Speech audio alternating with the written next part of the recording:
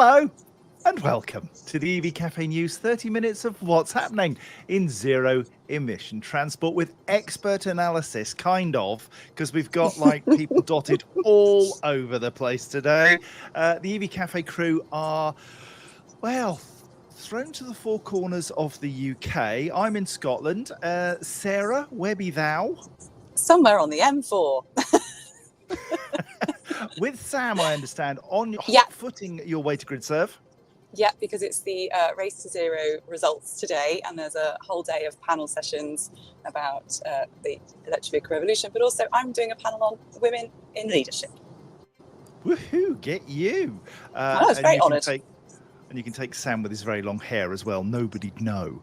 And we also are joined by the legend that is Paul Curley. Paul Curley. Yeah, Curley. Let's go with Paul Curley for today. How are you, my friend? I'm very well, thank you. I'm so sorry to be late. I was just getting rid of some lovely people that I was talking to, just in case they're tuning in. So the news this week is brought to you in partnership with Webfleet, turning transport data into cleaner, more efficient and safer fleet operations. So without further ado, grab a cuppa and plug in to what's happening in zero emission transport this week, and what a week it's been. The Electric Vehicle Association of England, or the EVA, have launched the EV Drivers Manifesto. The fleet EV running costs are unsustainable without home charging, says the AFP. We have a special report from Sam Clark, who can't speak but has sent his comments because he's fuming. A new EV battery manufacturer launches in the UK. Yes! The UK electric truck maker Teva faces administration. That's a tough one. And the first electric HGVs are delivered through the Electric Freightway program. Now then, 3rd of June, Webfleet have a webinar and a live event, 50 fleet managers in a room in Warwick. You can join us too. We'll post the comments or the link onto our comments on the LinkedIn page that we have, the EV Cafe. So search the EV Cafe, and you too can pose questions to a panel, including Sam. So find some really hard questions for that day. Anyway, let's move on. The EVA England has launched its EV Drivers Manifesto 2024, which identifies the key priority areas that are essential to address as the uptake of electric vehicles continues to grow. The manifesto has been structured around the following 5 key pillars: fairer charging costs. The public charging network must be fairly and consistently priced as more drivers rely mostly on public charging. To liberate charging provision, charge point operators should be granted greater statutory powers in line with major telecoms and electricity providers to unlock a new wave of infrastructure at lower costs. Lower insurance premiums. Interesting. Insurers should be mandated to have a share of EV offerings that is reflective of current uptake. Interesting one. Enforce accessibility standards. With working accessibility standards already in place, their implementation for new charging points should be mandated, so say all of us. And the democratization of EV uptake and drive demand. Targeted, cost-effective schemes should be implemented to enable low-income households to take part in the green transition. Paul, it's really, really important that we put drivers at the centre of everything we do, no matter who you are. And this mandate does feel like it's pushing us in the right direction. He's on mute. He's on mute. Like a fruit. Sorry, I was coughing earlier, so I didn't want everybody to know that, how bad that was. Anyway, so I couldn't agree more. This is a fabulous piece of news. Now, I appreciate completely that there are challenges for the CPOs in terms of charge point operators, of course, that are providing the electricity and the sites and the power and all of that stuff. There's an immense amount of cost around that, and they need to recover that. The challenge that we've got is, of course, that people cannot afford the vast difference it is between potentially 7 pence per kilowatt hour, 7 little pence per kilowatt hour, and 89 pence per kilowatt hour. That is 12, I think, if I've done my maths right, something like 12 times the cost. Now, that is not fair in any world. Now, the reality also of insurers are just going, nah, we're not doing it. we're not going to insure the vehicles. We don't like electric vehicles because they're going to set the world on fire or something similar.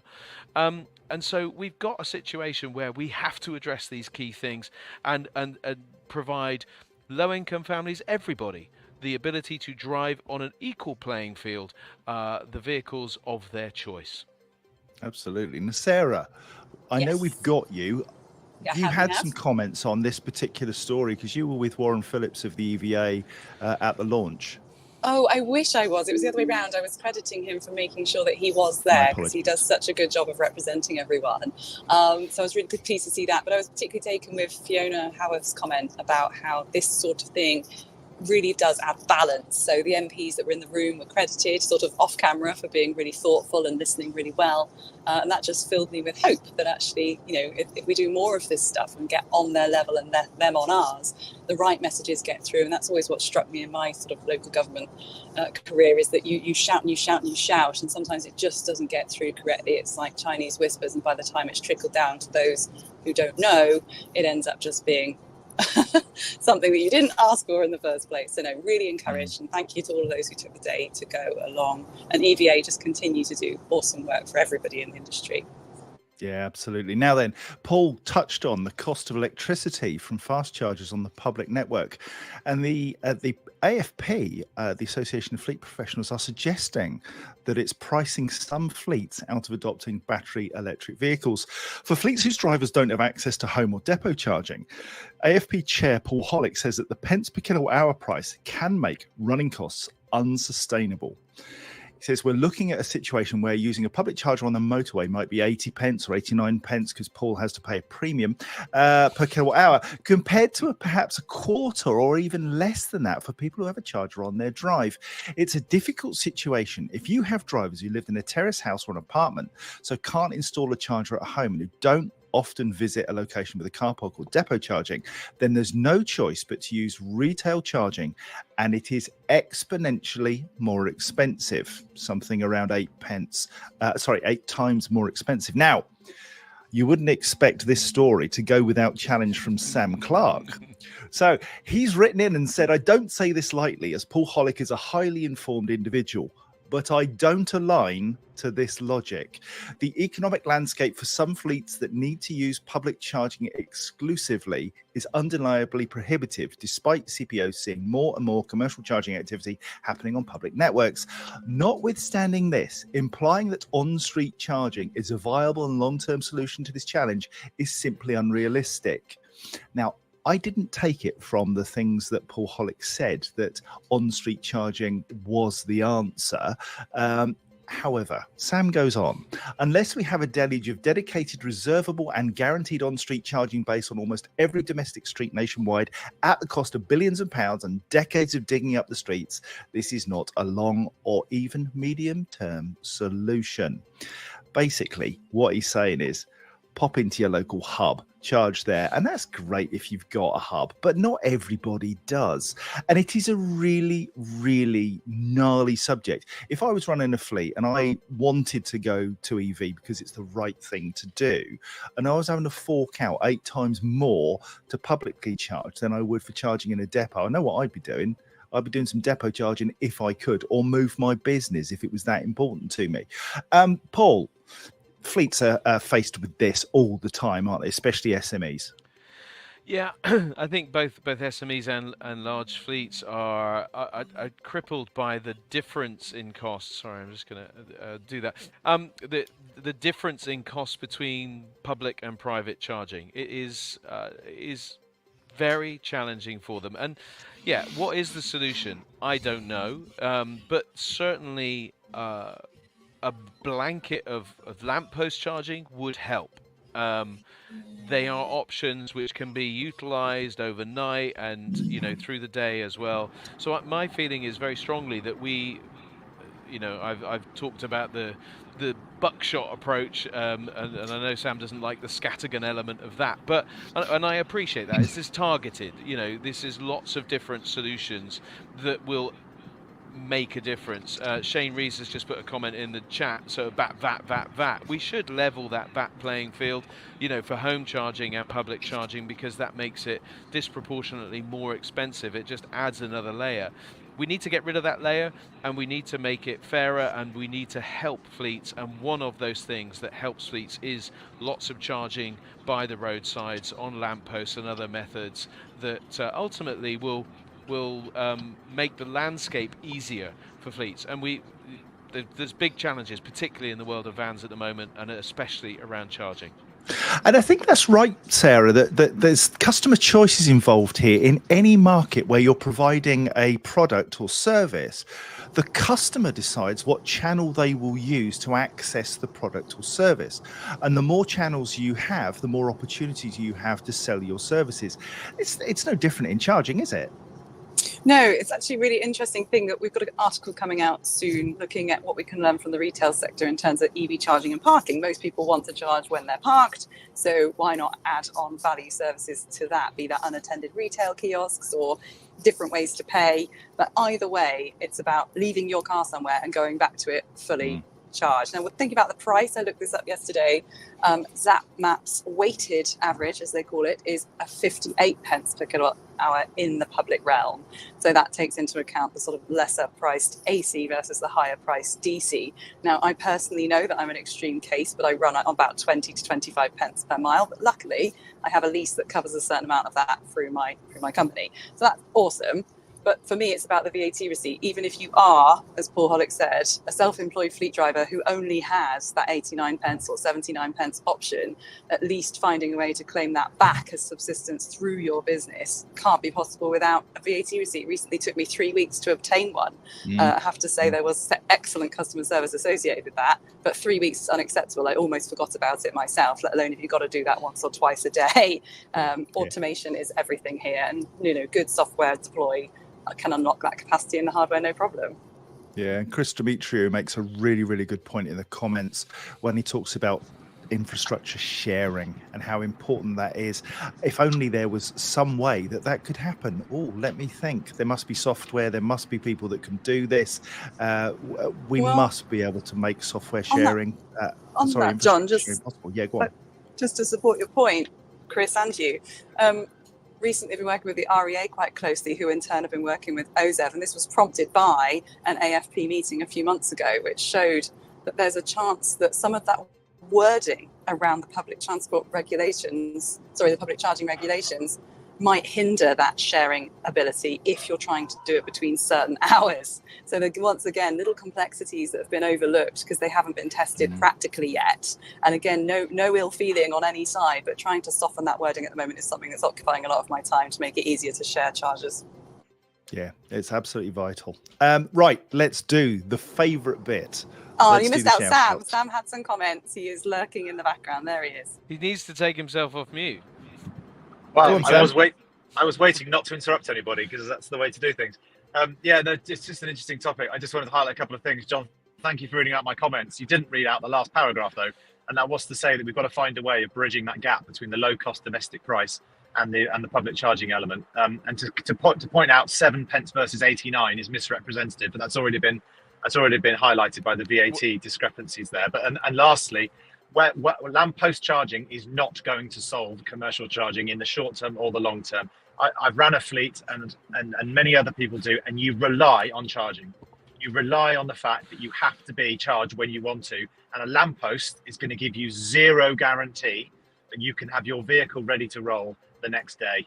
And there's no fleet in this country that's going to rely on a lamppost as a viable long-term solution for charging their vehicle. It's just not going to happen, period. I would agree with you partially, Sam. However, we're not talking about necessarily fleets using lamppost chargers. I think what we're talking about is having a wider array of charging options so that those that can charge on a lamppost do, leaving the precious rapid resources for those who absolutely need it. Paul, you had one or two facial expressions. I agree with Sam in the sense that a fleet must be able to rely on being able to charge. But if there's a plethora of options, and what we've also got to consider is that the second-hand market as well. So if we need other people to be able to consider what options there are, so we've got to look after the fleet market, and that there'll be a breadth of options there. We've also got to look after the second-hand car market and van market, because people that maybe have a bit more flexibility will need to be able to charge as well. So we've got to balance this out, and we cannot say something will never happen, period, when it is already happening. People are already relying on, and Shane, who's in the comments here, will no doubt give us examples of fleets that are regularly using, or business users that are regularly using their infrastructure. It's unquestionable that it's actually happening. And we shouldn't just dismiss out of hand options and call it that it will never happen, because it is already happening. So that's a difficult challenge. We can talk about the niche cases. We can talk about the niche cases all day long, but we've got to work on the mass adoption, and that's going to make a difference. And therefore, we need solutions that enable these fleets to be able to have a mass transition. Niche isn't going to work. Doesn't cut it, in my mind. Not sure anybody's arguing. I think we're busy agreeing. You know, for fleets, you need access to damn good charging. I think what my point is that multiple channels to market are the way forward, because there are different use cases, different types of drivers, different journey cycles, and the customer will decide which they want and which they use, and then it becomes a commercial argument, I think. Shall we now do the shout outs? Yes, right. Okay, let's do it. Because at 9:55, bless his little heart, Dev Chakravarti smashed the doors in. Love him, hug him, and squeeze him. Alicia Scully, hello. You were also there at 9:55, but were just pipped by Dev. Thomas Edwards, Borada, my friend. Michael Barton from Bristol. Hello, mate. Liz Allen, the lovely Liz Allen. Changing the world one customer at a time. Ashley Bannister, hello, mate. How are you? How's the mug? Do let us know. George Hillman, morning. Chris Griffin, hello. Ben McDonald, you are marvellous. Lloyd Allen from Bristol. We got the Bristol Massive in today. Paul O'Brien, hello. Laura Hustwick Wilkes, the poshest name so far. Morning. Ursula Perry from Greenfleet. 45 days till the EV rally of the UK. Cannot wait, Sarah. Are you buzzing for it? I actually was texting Colin about it. It's this time of the year that I just start to do nothing but think about it and look forward to it. And I'm glad we've opened up the media chat room. That's great fun. Yeah, Jim Blair, morning. Tom Middleditch, he's got a cold, bless him. So that's sleeping in a field, my friend. Pam Hanlon, the Power Ranger, hello. Who else we got? Shane Reese, he's been really active in the chat this morning. Daryl Sharp. Who else we got? Michelle Marie Liddle. That's a posh name, isn't it? That's a very posh name. Two fronty names instead of a backy name. Yes, let's get Chris Demetriou, of course, already mentioned. Oh, George Thurman. Women drive electric. They do indeed. Alice Hodges, you've had lots to stay in the chat. Thank you kindly. Leon Gomez. Michelle Breffett. Oh, she's a love, hug and squeeze. Right. Are we done? Shall we move on? Let's. Volklek, a new UK manufacturing business making batteries for electric vehicles, has been launched. Based in Coventry in the West Midlands, with the vision of powering electrified mobility, it's set to manufacture sustainable batteries for on-road, off-highway, whatever a highway is, and track vehicles. In an innovative UK technology collaboration, Volklek is working with UKBIC, the UK Battery Industrial Centre and National Manufacturing Development Scale-Up Facility, that's easy to say, which also provides skills for the growing EV battery sector. This is exciting news. I'm not sure of the scale of this, but we need battery development. We need a gigafactory in the UK, and this is a great sign, Paul. I mean, I'm excited around a lot of things. Batteries are going to make a difference, and to the points that we've been making around charging up until this point, you know, we can put power in places with batteries that fleets operators can draw from when they don't have the grid power, and this could make energy very cheap indeed. And just to take issue, the reality of the 7 pence versus the 89 pence, it's real. That's the difference that can be for certain individuals. Now, whether it's right or not is absolutely fair. But what we can do is with batteries, we can put energy in at a really low cost and then deploy it at a really low cost. We can actually put it in for free. There is a cost to the battery, of course, and we know that, but that could be leased over a period of time. There are many options coming to market, as I've been learning even this very morning on the way up to the NEC where I am. And it's an exciting time, and I think batteries will play a really key part, especially linking it with solar. Absolutely. Sarah, you had insight into Coventry and the growth of the e-mobility sector in Coventry.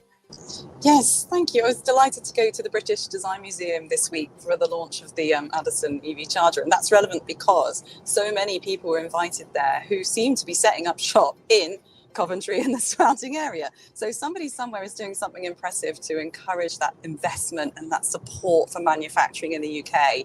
And I'm just really pleased to see it, well, especially with that area's sort of industrial background. Having a modern version of that is only very exciting. And I'm heartened to imagine how many jobs that's going to bring, what confidence that's going to bring. And with such a lot of negativity around, again, particularly in the land of Facebook, about why batteries and electric cars are going to be the death of the world rather than something to help improve the air quality of the world, it can be quite tough out there. So yeah, this news is good. I hope it trickles out, and well played to both of those organisations for flying the flag.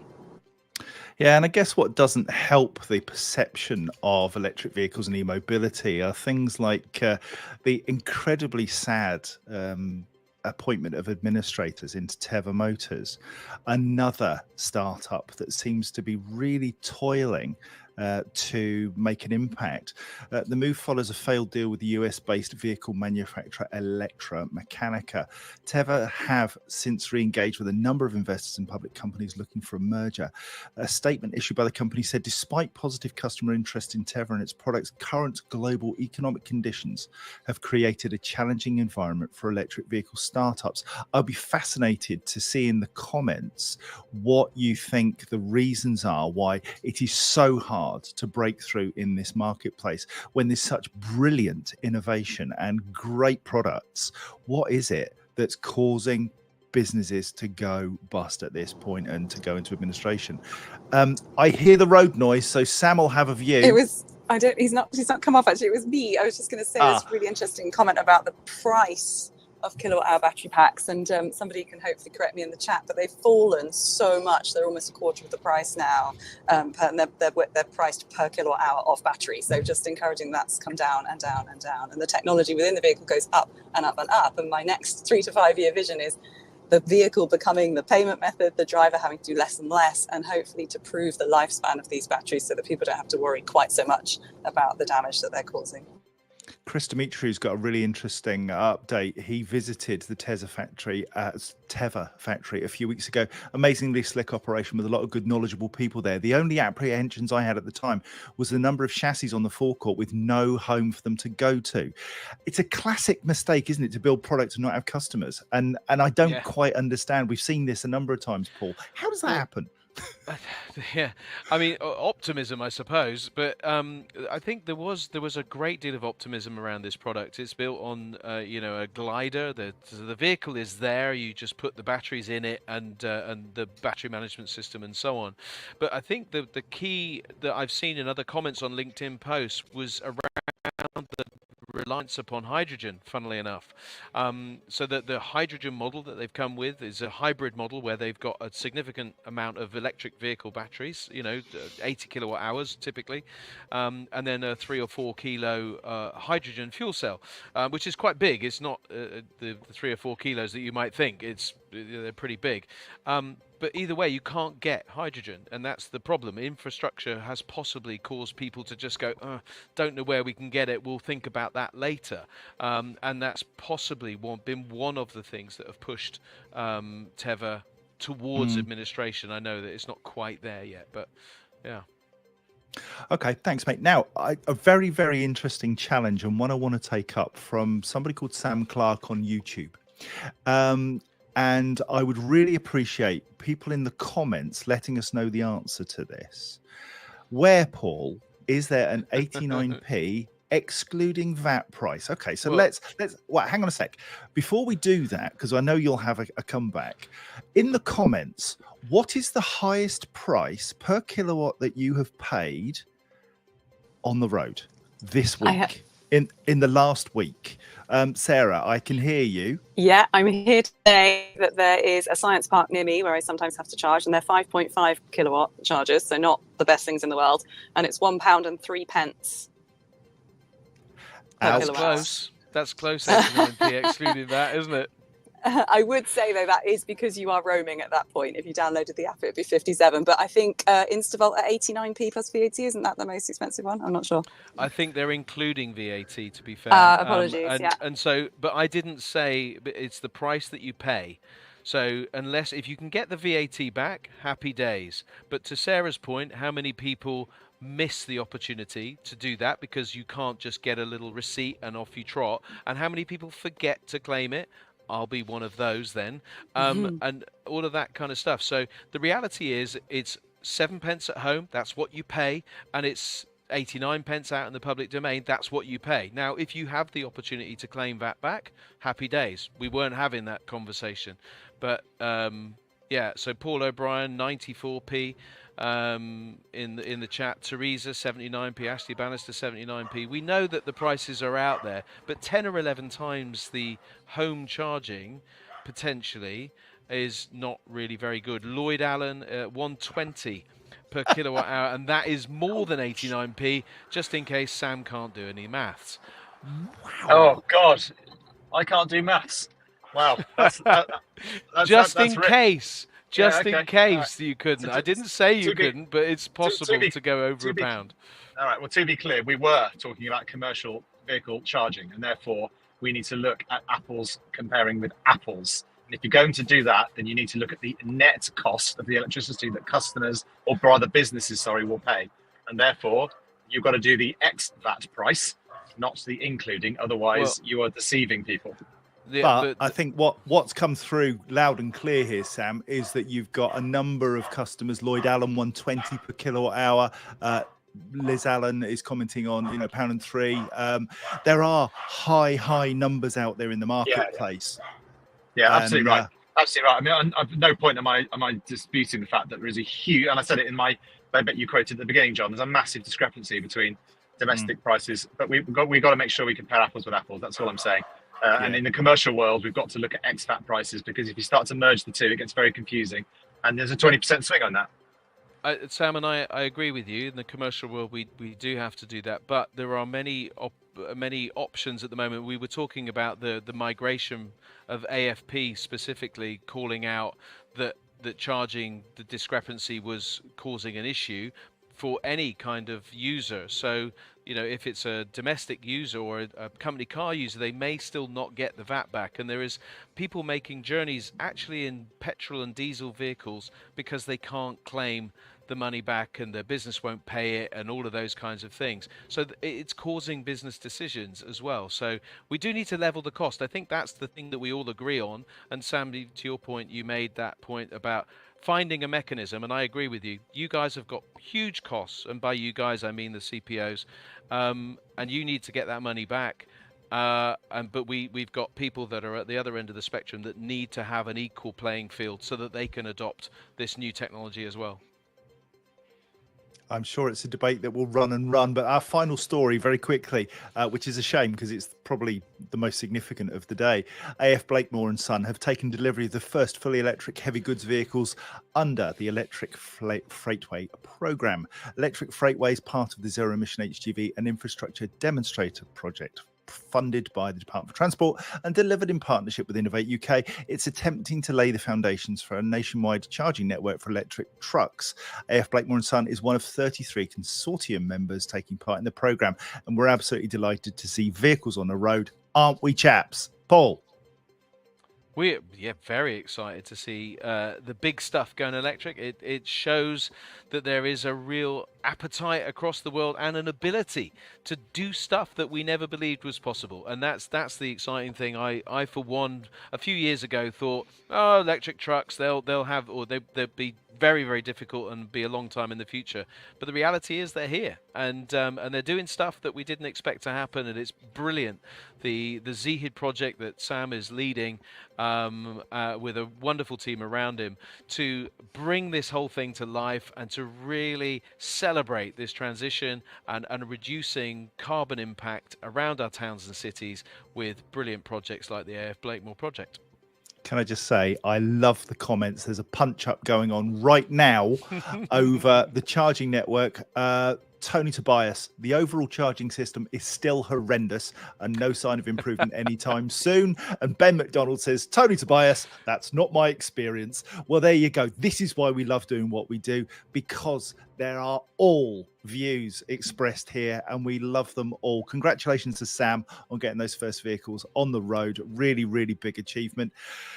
But until next week, it's goodbye from me and it's goodbye from them. This has been an EV Cafe production brought to you this week in partnership with Webfleet, turning data into efficient fleet operations. Other now, somebody suggested he looks like Gerald from Clarkson's Farm, and I think they're right. Other sustainability news services are available, but this is just funner.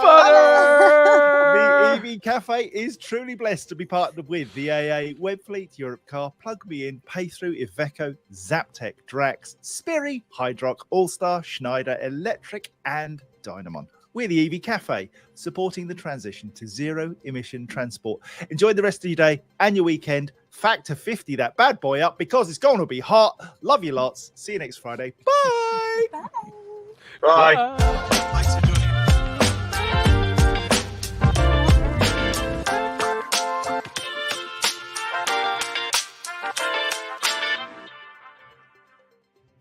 Do love a good chat punch.